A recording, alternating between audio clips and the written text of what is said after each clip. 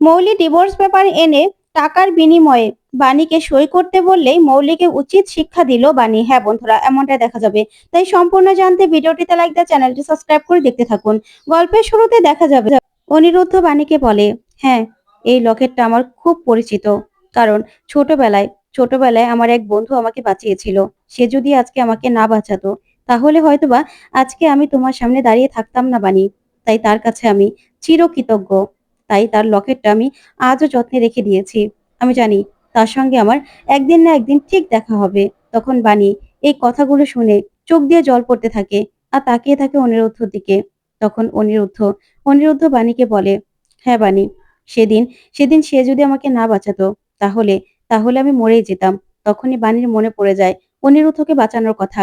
আর অনিরুদ্ধের সঙ্গে বিয়ে, সবকিছু মনে করে বাণী মনে মনে বলে, তাহলে কি আমাদের উপর থেকেই এই একসঙ্গে থাকাটা ভবিতব্য সেট করে দিয়েছিলেন ভগবান? তখন এই কথা ভেবে বাণী কাঁদতে থাকে, মনে মনে বলে, না, আমাকে সবটা বলতেই হবে। তখনই বাণী অনিরুদ্ধকে বলার চেষ্টা করে, কিন্তু তখনই অনিরুদ্ধের ফোন আসলেই অনিরুদ্ধ বলে, এখনই আসতে হবে?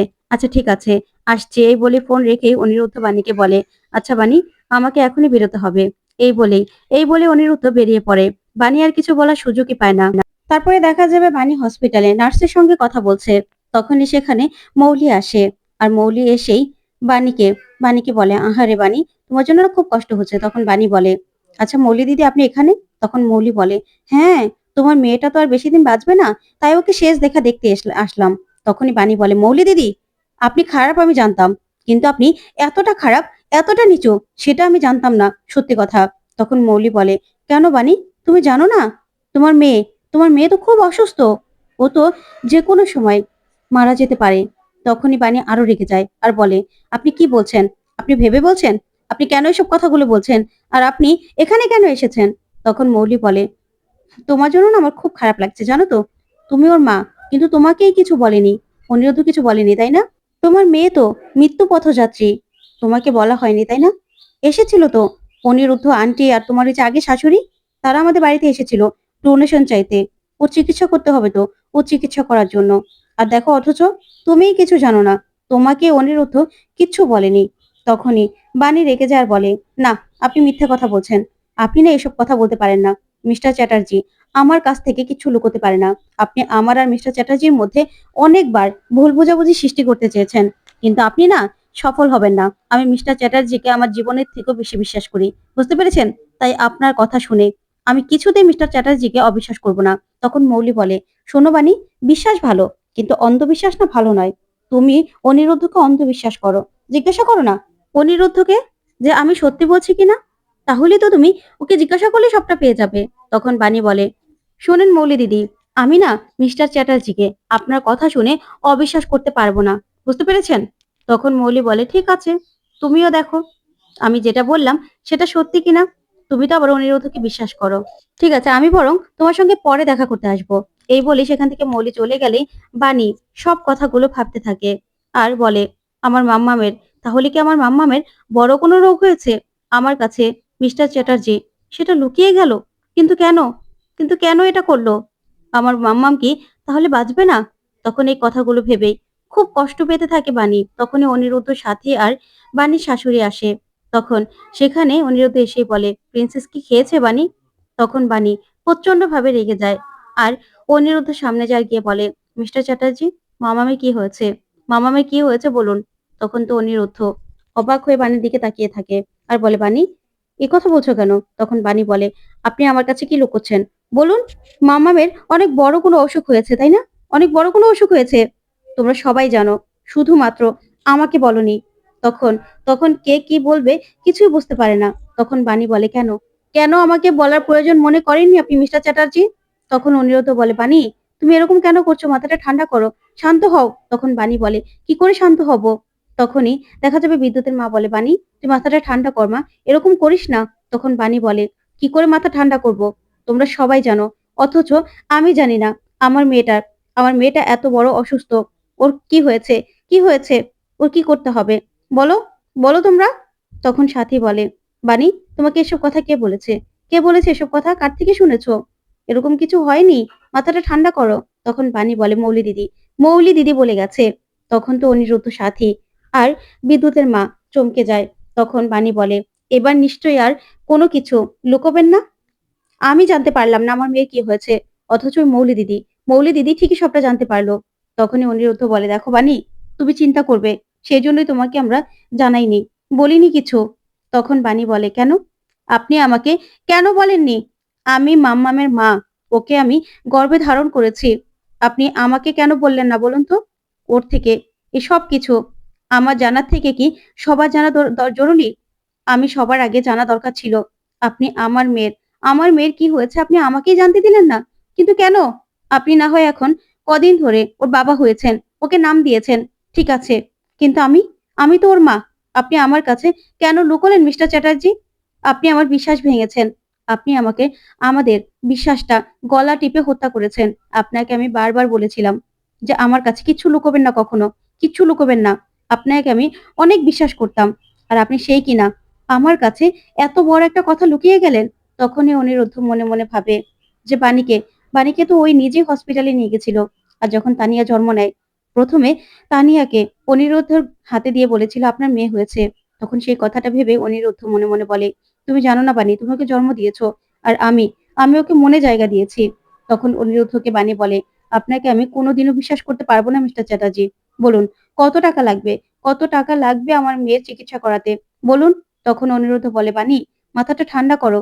তখন বাণী বলে, না, আপনার কোনো কথা আমি শুনবো না। আমি যা শোনার হসপিটাল থেকে, ডক্টরের কাছ থেকে জানবো আমি। তখন এই বলেই সেখান থেকে ডক্টরের কাছে চলে যায় বাণী। ওইদিকে ডক্টরকে গিয়ে বলে, ডক্টর সাহেব। তখন ডক্টর বলে, মিসেস চ্যাটার্জি, আপনি? তখনই বাণী বলে, হ্যাঁ ডাক্তার বাবু, আমি সবটা জেনে গেছি। আপনি বলুন, আমার মেয়ের চিকিৎসা করতে কত টাকা লাগবে? আমি সবটা জানি। মিস্টার চ্যাটার্জি আমাকে বলেনি। আপনি বলুন। বলুন আপনি। তখন ডক্টর বলে, দেখুন আপনার মেয়ের খুব ক্রিটিক্যাল কন্ডিশন। ওর সার্জারি করতে হবে। আর সার্জারি করতে 50 লক্ষ টাকা লাগবে। 50 লক্ষ টাকা হলেই আপনার মেয়ের চিকিৎসা করা যাবে। তখন বাণী বলে, অপারেশন করালে আমার মেয়ে সুস্থ হয়ে যাবে তো ডক্টর? সুস্থ হয়ে যাবে তো বলুন না। তখন ডক্টর বলে, দেখুন আমরা তো চেষ্টা করি পেশেন্টকে সুস্থ করে তোলার। তখন বাণী বলে, কিন্তু ডক্টর 50 লক্ষ টাকা আমরা কোথায় পাবো? আপনি আমার মেয়েটাকে সুস্থ করে দিন না। আমার গরিব বলে কি আমার মেয়েটাকে আমরা সুস্থ করতে পারবো না?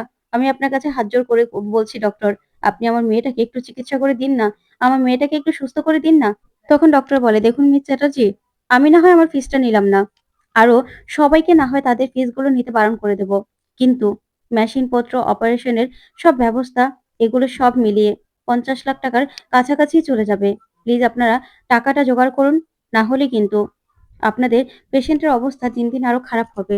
তখন এই কথা বলেই ডক্টর চলে গেলেই বাণী খুব কষ্ট পায় আর বলে, না, টাকা আমাকে জোগাড় করতে হবে। তখন বাণী কাকার হোটেলে গেলে কাকা বলে, দেখ বাণী, আমি তো সবার কাছে চেষ্টা করলাম, কিন্তু এতগুলো টাকা কেউ দিতে রাজি হলো না রে মা। কেউ না। তখন বাণী বলে, তাহলে কাকা, আমার মেয়েটাকে কি আমি সুস্থ করতে পারবো না? তখন কাকা বলে, তুই চিন্তা করিস না রে মা, তুই উপরওয়ালার কাছে প্রার্থনা কর, তিনি পথ দেখাবে। তখনই অন্তরা আর আর্য আসে। এসেই বলে, বৌদি, আমরা সব শুনেছি। তখন বাণী বলে, আচ্ছা, তোমাদের কাছে জানাশোনা এমন কেউ নেই যারা লোন দিতে পারে? একটু দেখো না, ব্যবস্থা করা যায় কিনা। আমি সব টাকা শোধ করে দেব। তখন আর্য বলে, বৌদি, তুমি বলার আগেই আমরা সবার সঙ্গে যোগাযোগ করেছি। তুমি চিন্তা করো না, কোনো না কোনো পথ ঠিক বেরিয়ে আসবে। তুমি চিন্তা করো না, আমরা ঠিক একটা ব্যবস্থা করব।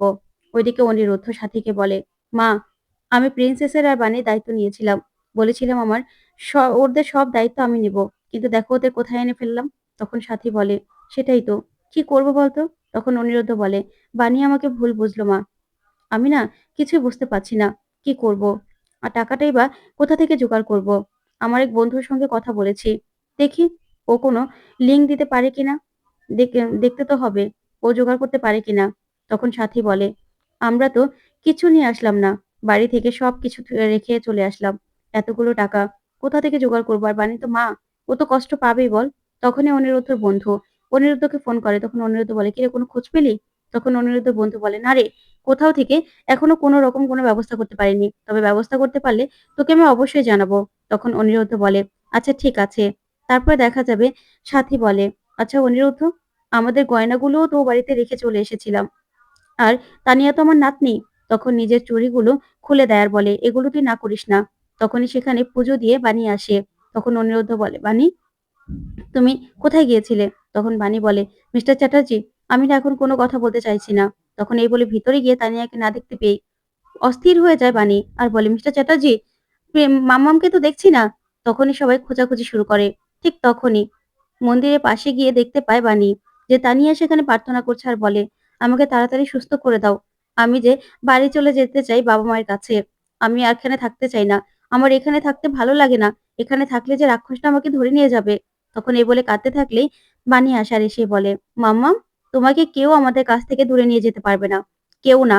আমি তোমাকে নিজে, নিজে আমরা সবাই আগলে রাখবো। তুমি ঠিক ভালো হয়ে যাবে। তুমি কেঁদো না মাম্মাম, কেঁদো না। তখন এই বলেই তানিয়াকে আদর করে বাণী। তারপরে আবার কেবিনে নিয়ে শুইয়ে দেয় আর বলে, তুমি একদম চিন্তা করো না। মা তোমার পাশে আছি তো। ওইদিকে অনিরুদ্ধ এই কাণ্ডগুলো দেখে খুব কষ্ট পায় আর মনে মনে বলে, আমার প্রিন্সেসকে আমি কি করে বাঁচাবো? কোথা থেকে টাকা জোগাড় করব? এই কথাগুলো ভেবেই টাকা জোগাড় করতে চলে যায় অনিরুদ্ধ। ওইদিকে বিদ্যুৎ আসে হসপিটালে আর বলে, তানিয়া কোথায় আছে তাও তো জানি না। জানতে না পারলে সমস্যা তো হয়ে যাবে। আমি নিজেই তো ফেঁসে যাব। কি হয়েছে কিছুই তো জানি না। তখনই বাণী বিদ্যুৎকে দেখে রেগে যায় আর বলে, বিদ্যুৎ, তুমি এখানে? এখানে কি করছো? তখন বিদ্যুৎ বলে, শোন বাণী, আমি তানিয়ার সঙ্গে দেখা করতে এসেছি। তখনই বাণী বলে, তুমি কেন এসেছো? আমার মেয়েটাকে শেষ করে দিয়ে তোমার শান্তি হয়নি? তখন বিদ্যুৎ বলে, একদম বাজে কথা বলবি না। শোন, আমি ওর জন্য এই যে চিপস আর পেঁয়াজও নিয়ে এসেছি। একদম বাড়াবাড়ি করবি না। আমি কোর্ট থেকে অর্ডার পেয়েছি। আর তুই একা না, মা নস ওর। আমি ওর বাবা। তাই আমাকে তো তুই আটকাতে পারবি না। তখন বাণী বলে, যার হার্টের সমস্যা তাকে তুমি এই চিপস আর পেঁয়াজু খাওয়াবে? বাহ, ভালো কথা বলেছো। তখনই বিদ্যুৎ রেগে যায় আর বলে, 5 পাসও তো করিসনি, তুই আবার হার্টের সমস্যা রুগীকে কি খাওয়াবো না খাওয়াবো সেটা শেখাচ্ছিস? শোন, বাড়াবাড়ি করবি না। সর, তুই আমার এখান থেকে সরে যা। তখন বাণী বলে, শোন বিদ্যুৎ, আমার মেয়ের কাছে কাছেও যাওয়ার চেষ্টা করবে না। তখন বিদ্যুৎ বাণীকে ধাক্কা দিয়ে ভিতরে যাওয়ার চেষ্টা করলেই বাণী একটা লাঠি উঠিয়ে নেয় আর বিদ্যুৎকে ইচ্ছে মতো মারতে থাকে। তখন বিদ্যুৎ বলে, বাণী, আমাকে মারিস না, মারিস না আমাকে। তখন বিদ্যুতের মা আসে আর বলে, বিদ্যুৎ। তখন বিদ্যুৎকে গিয়ে বিদ্যুতের মাও মারতে থাকে আর বলে, তুই এখানে কেন এসেছিস? সবাই মরে যায়, তুই মরতে পারিস না? কেন এসেছিস এখানে? কেন এসেছিস? তখনই বিদ্যুৎ বলে, তোমরা আমাকে মারছো? তাড়িয়ে দিয়ে ভালো কাজ করলে না। এবার দেখো আমি কি করি। আমি না এর বদলা নেবই, নেবই এর বদলা। এই বলে বিদ্যুৎ সেখান থেকে চলে যায়। ওইদিকে ওইদিকে মৌলি আসে একটা স্ট্যাম্প পেপার নিয়ে টাকার লোভ দেখে বাণীর কাছে।